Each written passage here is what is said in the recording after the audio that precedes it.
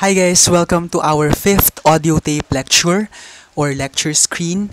This one is entitled Gender and ICT, Intersections and Implications. Bilang isa sa pinakamahalagang bahagi ngayon ng ating lipunan ng ICT or Information Communications Technology, ano kaya ang intersection nito sa mga usapin ng gender?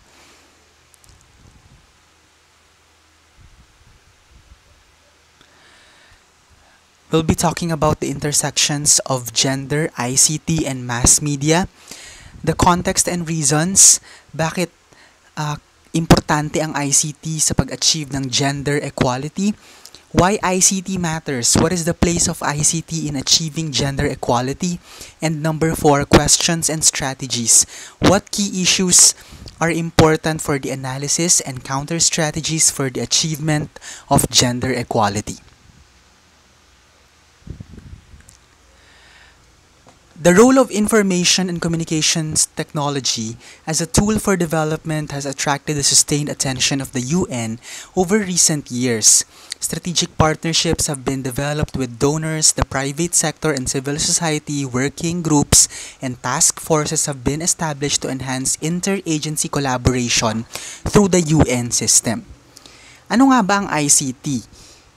Sabi ko nga, it is an information and communication technologies. They are comprised of a complex and heterogeneous set of goods, applications, and services used to produce, process, and distribute and transform information.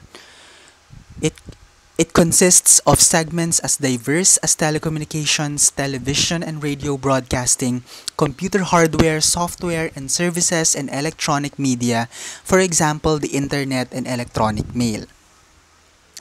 What does ICT cover? The term ICT has been used to encompass technological innovation and convergence in information and communication, leading to the development of so-called information or knowledge societies, with resulting changes in social interaction, economic and business practices, political engagement, education, health, leisure, and entertainment. Over the past decade, yung pag-grow ng technologies na ito have become very powerful instruments for advancing economic and social development across the world. What is digital divide?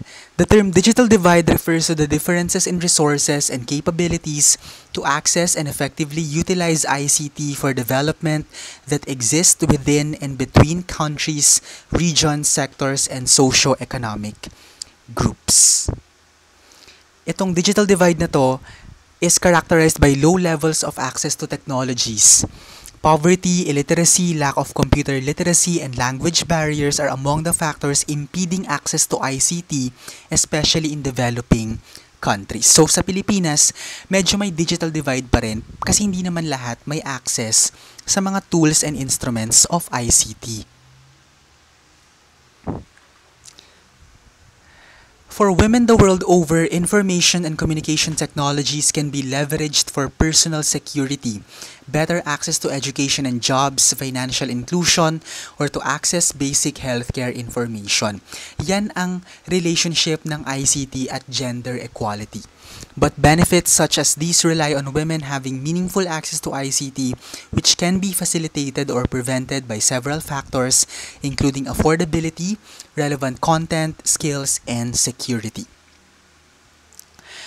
Dahil sa ICT, it could enable women. Women enabler ang ICT.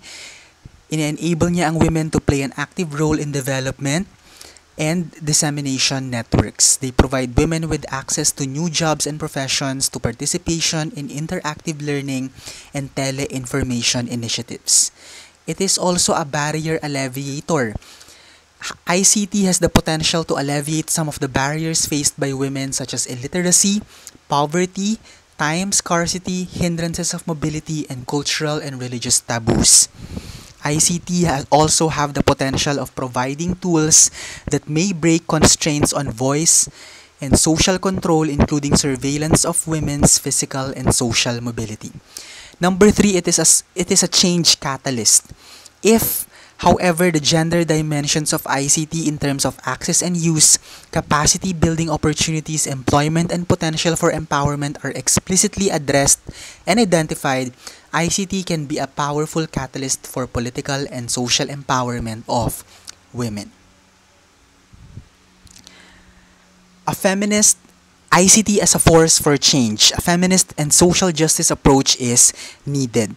At the very start of the field of international development, technologies designed by men in the global north were assumed to be equally useful to all humanity. Now we should know better. Meron kasing mga pag-aaral na ang technology daw ay ginawa ng mga global north men. Okay? ICT can be an access tool. ICT access can increase women and girls' access to public space and strengthen their public as well as private agency. So nakakatulong ito para mas mapalakas yung kanilang network.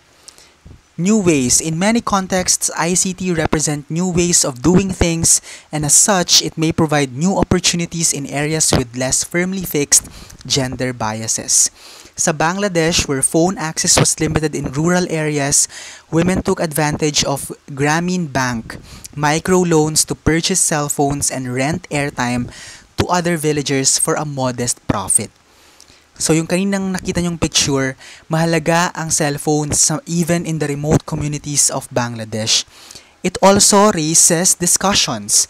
Digital spaces are enabling new debates both on and offline, which brings spotlight and attention to sexual harassment and toxic masculinities.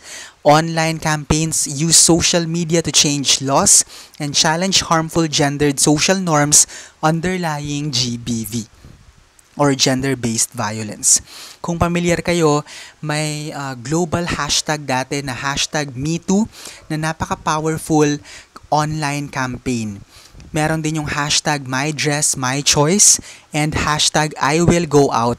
They all have led to concrete actions and outcomes that benefit women, and it's all because of ICT. Despite the positive advantages or positive changes that ICT can bring to the humanity, ICT is not gender neutral. Sabi ng SIDA 2015, the human rights-based technical and social implications brought by new information and communication technologies are not gender neutral. Existing power relations in society determine who benefits from and shapes the content, development, and use of ICT. Human rights, including women's rights, are as important online as they are offline. Because technology mirrors the societies that create it, and access to technologies is affected by intersecting spectrums of exclusion, including gender, existing power relations in society determine the enjoyment of benefits from ICTs. So, madalas mga lalaki o karamihan mga lalaking members ng population pa rin ang nakaka-benefit sa ang nakaka-maximize ng benefits ng ICT.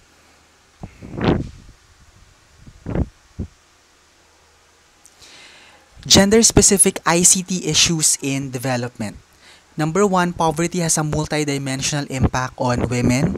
This limits their possibility to use all forms of technology, including ICT. Number 2, language is a barrier to internet and mobile use. Madalas kasi ang ginagamit na language ng ICT ay English at hindi naman lahat ng kababaihan sa buong mundo ay bihasa sa lengguaheng ito. Number 3, cyber laws are often gender blind. When new laws concerning the internet are introduced, this is often done without consulting women's organizations. Number 4, women and girls make up nearly 2/3 of the world's illiterates. This limits their use of ICT. Number 5, science and technology are viewed as more suitable for boys and men. I don't know if you agree, but that is one of the issues that is specific to ICT and development. And number 6, women's rights defenders face gender-specific risks. Misogynist hate speech, online harassment, and threats are increasingly affecting individual and groups of women who use internet for political participation, freedom of speech, and for access to information. Number 7, women and women's rights activists need digital safety. ICT are on one hand new arenas on which women experience violence, and on the other, it may also change the ways in which women respond to violence. So online gender-based violence must be tackled, and women need access to tools for digital security to protect themselves. Minsan kasi, ginagamit ang ICT or digital world para maprotektahan sana ang kababaihan. Pero madalas mismong yung digital space ang nagiging threat sa freedom and rights ng maraming kababaihan. Kasi dito sila na-humiliate, dito sila binabash, dito sila pinagbabawalan ng ganito, etc. 3 reasons why ICT matters for gender equality. Number 1, opportunity. Number 2, capacity. And number 3, understanding. So, iisa-isahin natin ito. Opportunity. ICT provides opportunities to boost small business growth by establishing an international level playing field that enables all businesses, regardless of size or location, to compete on an equal footing in global markets. Programs through partnerships can help realize the opportunities ICT can offer by boosting skilling, equipping women with digital devices, and providing training that helps women teach their respective communities how to make the most of these tools. So mahalaga ang ICT para mapalakas ang network ng kababaihan, lalong-lalo na sa mga remote communities. At the same time, makatulong sa kanilang mga small and medium-scale enterprises. Siyempre, kailangan mo ng internet para magbenta, no? Or bumili ng mga materyales. Capacity.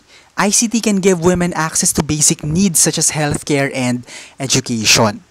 So, nandiyan ang ICT para tulungan ng mga kababaihan na maging capacitated sila at magkaroon sila ng higher access to education and healthcare. And finally, understanding. Women are currently less likely than men to use or own digital technologies, with gaps larger among youth and those over 45 years old. ICT improves efficiency, enhances coordination, and improves the quality of information gathered and shared for development planning. For countries to leverage ICT to promote the empowerment of women, governments need to be well informed about how the ICT ecosystem works in practice and barriers to access and how challenges can be overcome. Basic facts about women and ICT. 50% ng mga kababaihan, 50% ang bumubuo ng mga kababaihan sa mundo. 80% sa kanila ang nag-i-invest ng every dollar that they make in their family. 70% of the world's poor are also women. This means that practical support for the economic empowerment of women is a crucial step towards eradicating poverty and promoting prosperity. Ang collaboration ng private sector at ng ICT ay makakatulong para mas ma-achieve ang mga sumusunod na Sustainable Development Goals. Ang Ericsson, isang kumpanya ng cellphone, ay tumulong para sa ma-achieve ang quality education. Ang Yes Bank runs a banking linkage program which empowers women in rural India. Tumutulong yan sa pag-achieve ng gender equality. Ang MasterCard, isang international banking institution, has partnered with UN Women in Nigeria to provide 500,000 Nigerian women with ID cards for electronic payments. At ang TTNet or Internet for All literacy program aims to increase Turkish internet subscribers by 140,000. So, ito yung mga examples ko ng mga kumpanya na bahagi ng private sector na maluwag nilang ibinabahagi yung kanilang ICT infrastructure para makatulong sa mga kababaihan at iba't iba pang mga marginalized sector sa buong mundo. Through innovation, investment, and development of products and services, the private sector plays an important role in advancing gender equality and improve the lives of women. Key questions for integrating gender equality in ICT. pwede nating tanungin itong mga tanong na to when we want to integrate ICT programs for gender equality and development. Number 1, who, women, men, boys, and or girls benefit from integrating ICT in the program? Which are the gender differences in how, where, when, and why men and women use ICT relevant to the program? Which are the gender connections between online and offline power structures and inequalities? So, dapat tignan din natin kung meron bang connection ang online and offline power structures. Are women and girls' rights and how to realize these rights made visible sa paggamit ng ICT? Which are the gender disparities in ICT employment and entrepreneurship? And finally, do women and girls want and need a different content than men and boys? If so, how do you make it accessible? Ano pa? How can women and girls' access to ICT as a means of learning new skills and gaining new knowledge be increased? Does the program take into consideration online harassment, threats, and violence and its connection to offline vulnerability? How is the program responding to this? Are gender-specific issues of privacy, safety, and security included? How can ICT be used to increase women and girls participating in decision-making?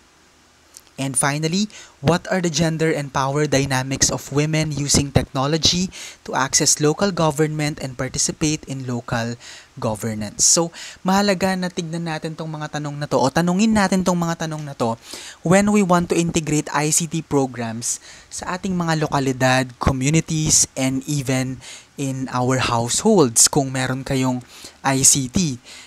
Kasi may ensure natin na kapag tinanong natin tong mga tanong na to or ni-raise natin to for discussion, that not only women but also men, boys and girls will benefit from information and communication technologies. Counter strategies for gender inequality and ICT. Para ma-counter natin ang gender inequality at magamit natin ang ICT, ito yung mga strategies na pwede nating gawin. Number 1, we support women's networks. Diba? Suportahan natin yung mga websites and other social media sites na nagpo-promote ng women's rights in order to enable them to address gender and ICT policy at national, regional, and global level. Number 2, sensitize policy makers. We need to help them be more aware of the issues and implications of their policies to gender and information technology issues. We build awareness, number 3, among users about the impact of online behavior on gender-based violence. Number 4, we support advocates of freedom of expression, no? Dapat suportado natin ang freedom of expression advocates. Kasi sila yung mag-air out ng ating voices at maglalobby nito sa mga policymakers. Number 5, consider laws vis-a-vis ICT and non-ICT domains or online and offline and how they co-determine. Mahalaga kasi na tignan natin yung mga batas na nagpoprotekta sa kababaihan at kalalakihan din pagdating sa paggamit nila ng digital spaces. We consider implications on account of demographics, age, level of education, etc. And finally, we support efforts that create content that reflects women's needs and voices. So, suportahan natin yung mga efforts na nag-champion ng cause of women. Here are the references of my presentation. So, that ends my presentation. I hope you learned something from this. And kung meron kayong mga tanong pa, huwag kayo mag-hesitate na i-message ako through your class captain or through my personal account. Maraming salamat and have a good day.